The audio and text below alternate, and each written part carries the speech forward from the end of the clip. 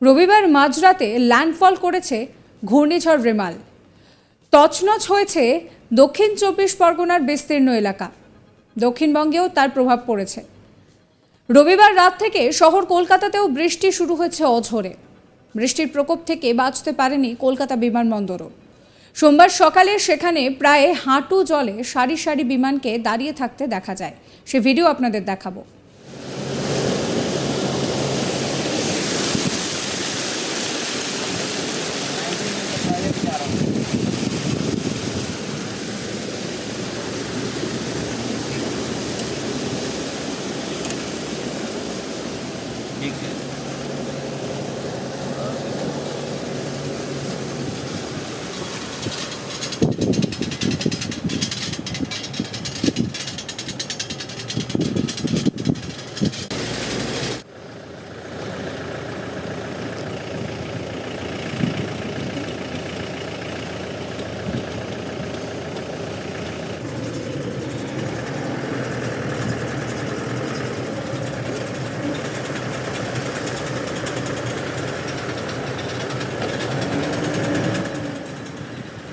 পশ্চিমবঙ্গের মতো রেমাল বিপর্যয় এনেছে বাংলাদেশও। রেমালের তাণ্ডবে বিমান পরিষেবা রীতিমতো মুখ থুবড়ে পড়েছে। যাত্রী ভোগান্তি চরমে উঠেছে। এদেশে চিকিৎসা করাতে এসে দুর্যোগের মধ্যে পড়তে হয়েছে সেখানকার নাগরিকদের। কিডনির সমস্যাজনিত কারণে চিকিৎসার জন্য বেঙ্গালুরু থেকে এসেছিলেন বাংলাদেশের কয়েকজন। বেঙ্গালুরু থেকে কলকাতা হয়ে বাংলাদেশ যাওয়ার কথা ছিল তাদের। সেই মতো টিকিট কেটেছিলেন। সোমবার সকালে কলকাতায় নেমে তারা জানতে পারেন যে দুর্যোগের কারণে বিমান বাতিল। কি করবেন কিছু বুঝে উঠতে পারছিলেন না। সংশ্লিষ্ট বিমান কর্তৃপক্ষের সঙ্গে যোগাযোগ করলেও কোনো রকম কোনো সদুত্তর মেলেনি বলেই অভিযোগ সামনে এসেছে। এই মুহূর্তে পরিবারটি বিমানবন্দরেই রয়েছে।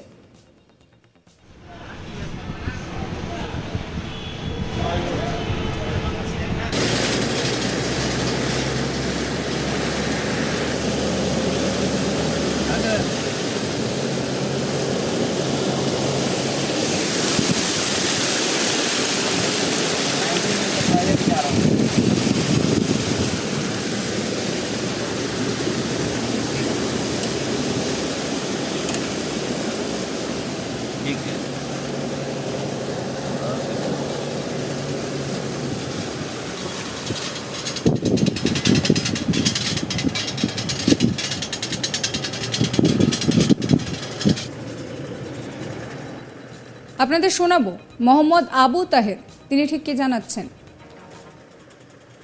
তো কোনো অবস্থায় পাচ্ছি না, কোনো খবর হয়ে দিচ্ছে না, কোনো অফিসে কেউ বলতে যাচ্ছে না। আমি টিকিট নিয়ে এদিক সেদিক ঘুরতেছি, কেউ কোনো সুরাহ করতেছে না। বলতেছি এদিকে যাও, একবার এদিকে যাও, কোনো ফ্লাইট শিডিউলও পাচ্ছি না। আমার সাথে এখন কিডনি পেশেন্ট আছে। আমি ব্যাঙ্গালোর থেকে আসছি, আমি বাংলাদেশে যাব, হ্যাঁ, ইউএস বাংলা। তো ইউএস বাংলা 12:40 ফ্লাইট নাই। আমার কোনো মোবাইল চেক করা হয়েছে এখানে, আমি একজনকে দেখিয়েছি, উনিও নিজেও চেক করেছে, আমার কাছে কোনো মেসেজ নাই। কি জানতে পারলেন? এখানে এসে জানতে পারলাম যে কি সাইক্লোনের জন্য ফ্লাইট ক্যান্সেল করা হয়েছে।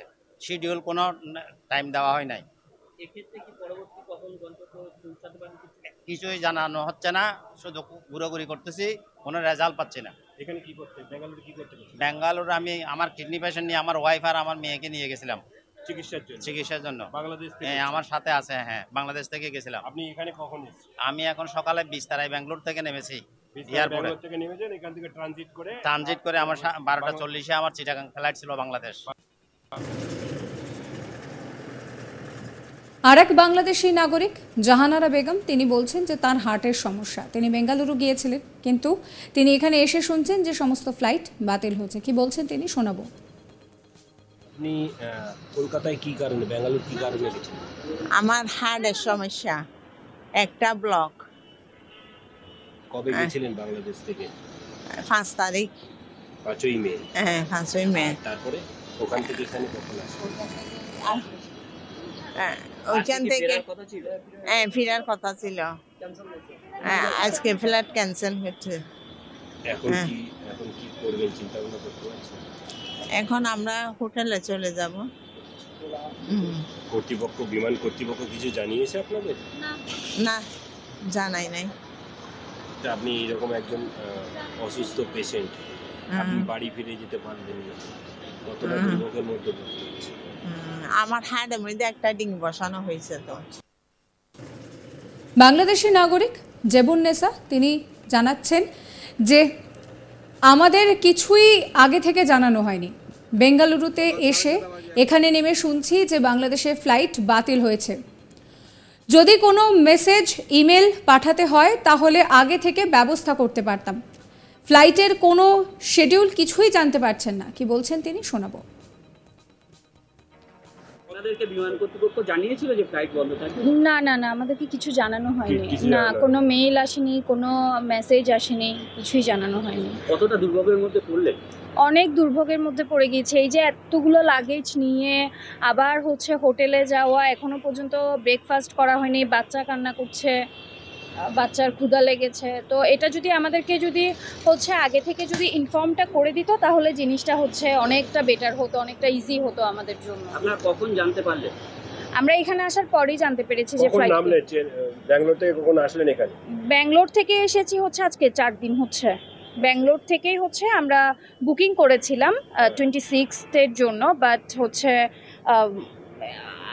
এই যে বৈরিয়া বাহওয়া এটা তো আসলে একদিনের না, হ্যাঁ, তো সব কিছু তো প্ল্যানিং মোতাবেকই হয়। তো এটা যদি একটু হচ্ছে ইনফর্মটা করতো আমাদেরকে তাহলে হচ্ছে জিনিসটা অনেকটা ইজি হতো। আপনারা এখন কি করবেন নেক্সট পদক্ষেপ? এখন এই যে আবার এই লাগেজ নিয়ে আবার হচ্ছে হোটেল খুঁজতে হবে, কারণ হচ্ছে অ্যাভেলেবেল হোটেল তো হচ্ছে আশেপাশে হচ্ছে রুম তো হচ্ছে খালি থাকে না। তো আবার এগুলো নিয়ে হচ্ছে আবার রুম খুঁজতে হবে। তারপর এখন ওয়েট করছি হচ্ছে স্কেজুল এখনও হচ্ছে তারা মেনটেন করেনি। তো আমাদের ফ্লাইট স্কেজুল ছিল 12:40-এ। তো নেক্সট আগামীকালকের জন্য আমাদের স্কেজুল কখন হচ্ছে নির্ধারণ করা হয়েছে এটার জন্যই হচ্ছে ওয়েট করছি। দুর্যোগের কারণে দুর্ভোগ হ্যাঁ হ্যাঁ, দুর্যোগের কারণেই দুর্ভোগ।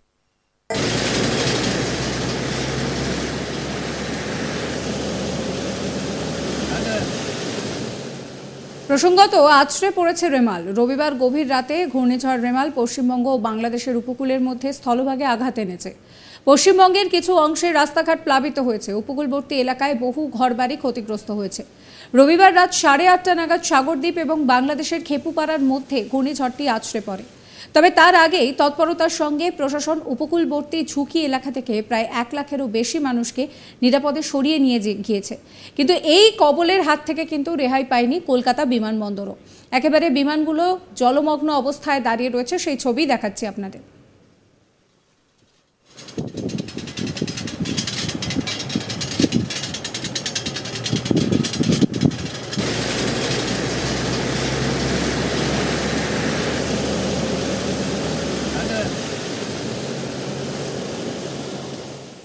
সাবস্ক্রাইব করবেন আজ তাক বাংলার ইউটিউব চ্যানেলকে।